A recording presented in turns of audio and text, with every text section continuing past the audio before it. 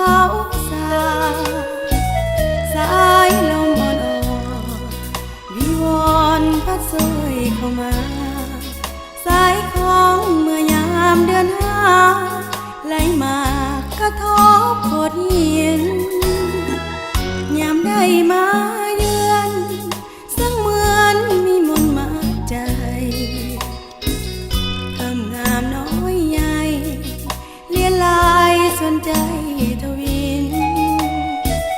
เสียงสักกุณาประสานทลาโซแข่งคนหินอ่อนสอนหัวใจบ่สิ้นเป็นฐานถิ่นที่ใจยาว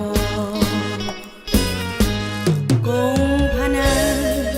ยังฝังหัวใจของข้าบ้านหนองบัวท่ามาลาแห่งเมืองสองคองามน้ำต้องแสงยามแรงสุริยาอ่อนเปียปานวิมานเมืองมอนนครให้ว่าลา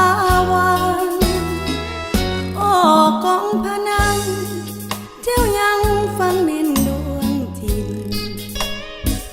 เทพไทยนิมิตสถิตอยู่แดนสวรรค์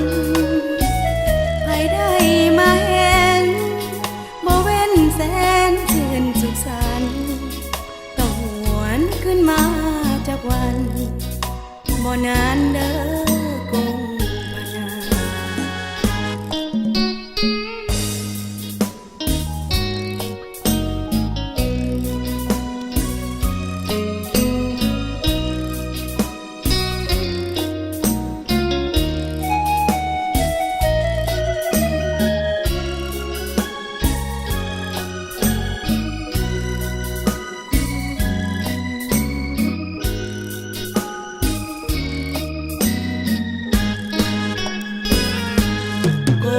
พนัง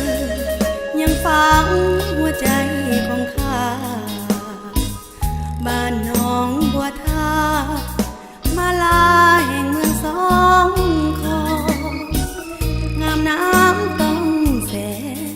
ยามแรงสุริยาอ่อนเปียปานวิมานเมืองมอนนครให้ว่าลาวันโอ้กองพนังเจ้ายังฟังเน้นดวงจิตเทพไทยนิมิตสถิตอยู่แดนสวรรค์ใครได้มาเห็นบ่เว้นแสนชื่นสุขสันต์ต้องหวนขึ้นมาจากวันบ่นานเด้อ